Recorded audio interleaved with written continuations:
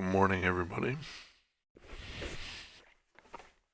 I want to do a brief introduction um, and kind of an overview of the account, where we're at. So, my name's Corey. Go by Nightfall992 in the game, Nightfall Gaming. Um, I've been playing Raid Shadow Legends for, let's say, since December 3rd or 4th. I can't remember the exact date. And as of last week, just to give you some perspective, I just managed to get Arbiter. So we can see that here. I just finished that up.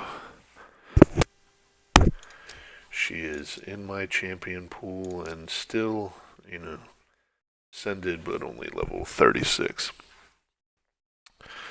And I want to go over kind of where and how and what it took to get her and everything else, but I'll probably do a series of small videos on that.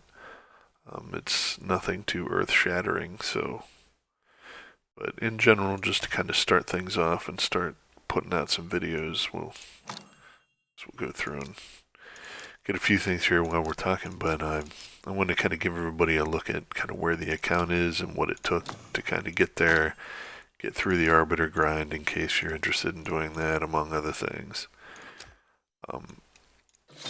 So for those that may not be aware, since it doesn't show it in here anymore, primarily what it takes to be able to get Arbiter is you have to be able to clear all of these dungeons on 15, Minotaur's Labyrinth 15, basically everything at their highest level on auto at least 10 times, plus put out 100 million total damage, that's in multiple keys, on the clan boss.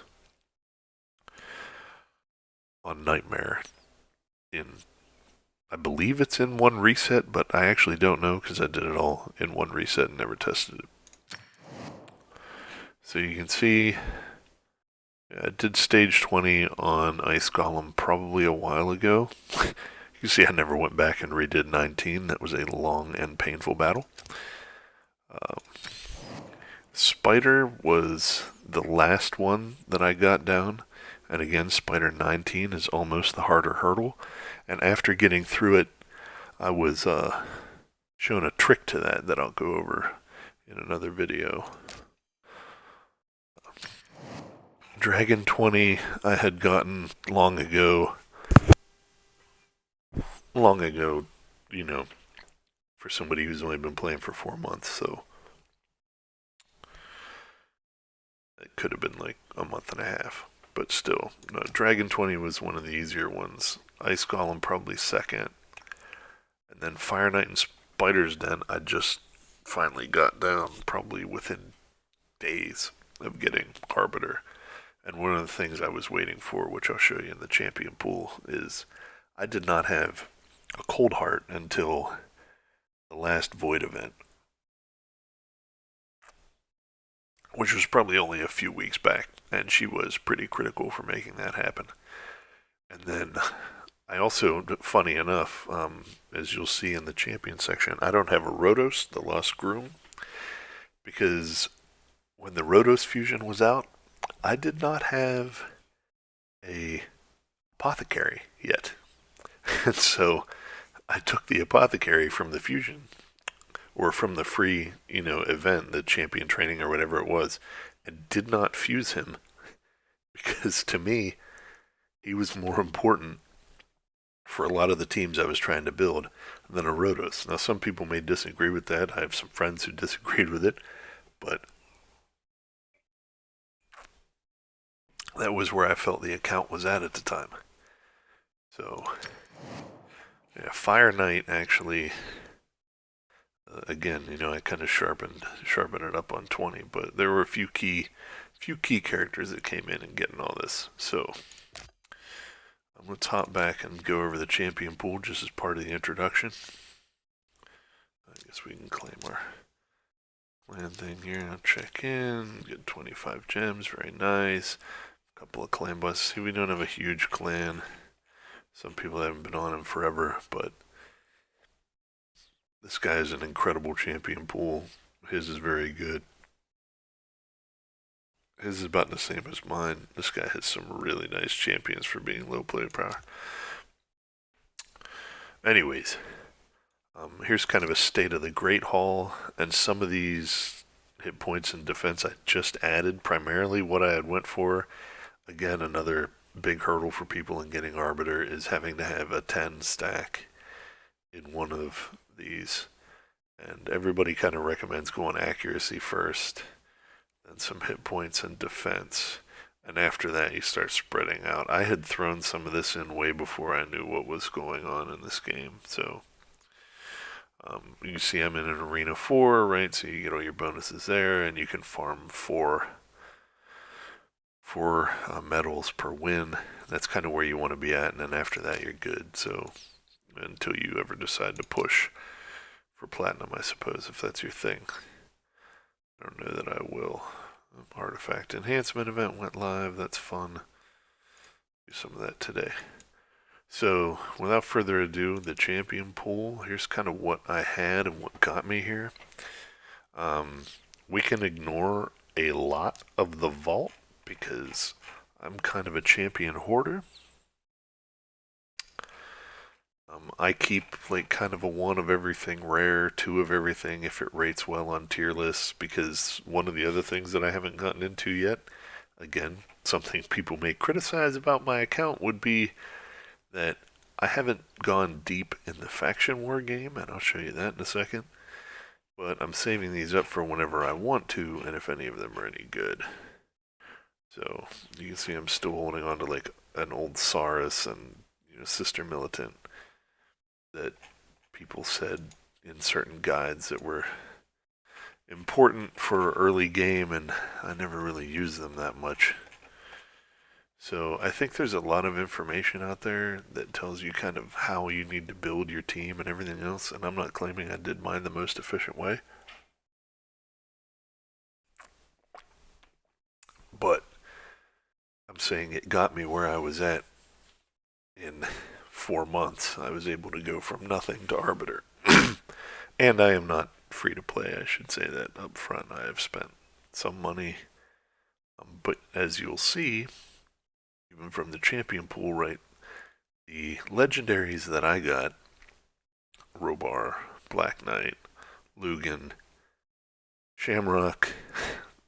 This guy was with the Battle Pass, so he's essentially free to play friendly. I mean, you can see the ones that I pulled, like these, not even using them right now. Shamrock I pulled during the Valkyrie 10 times event. When I got gold, I thought it was going to be amazing, and then it was Shamrock, and he's not really used anywhere.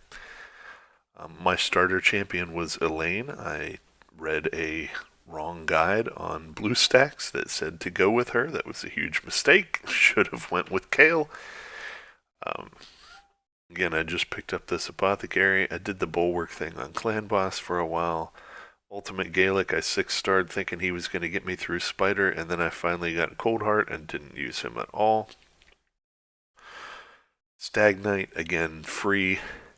The one champion that I think I pulled that made the most difference in my ability to get the account where it's at today has got to be Miscreated Monster for the dungeons. Right? This guy is amazing. He, combined with a Coldheart, should get you through Spider 20.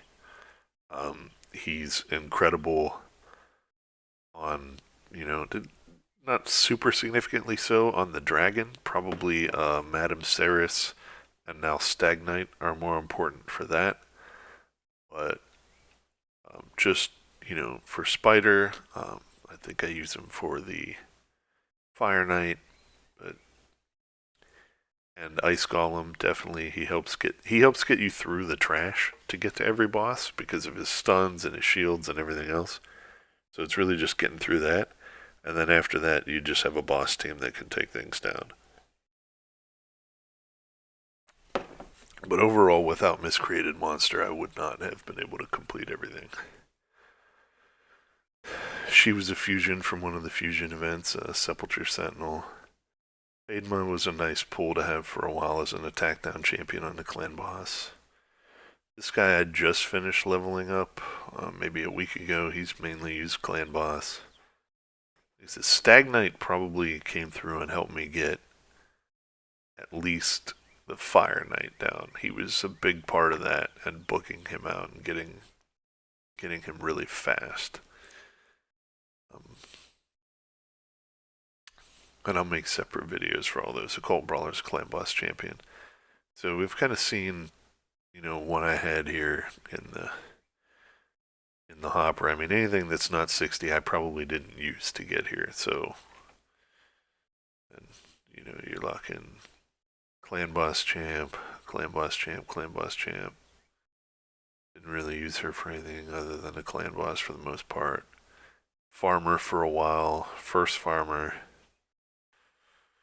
Clan Boss Champ. Got that Apothecary. He's in everything right now, like used everywhere. I cannot emphasize how important he is. And then other legendaries. I got this guy from the fusion. I just picked up Arbiter. Obviously, these two were not used. So Rosin. I got Ray, and I do use Ray. I used her in the Spider team. She's my campaign farmer right now. She can farm in about 7 to 8 seconds. Rosin was big, very useful, turn meter manipulation, and the defense down and sheer. So it was pretty big. Madame Saris is amazing because of her A3. The attack down, defense down, debuff on everybody, plus dispels all their buffs. Could not be better.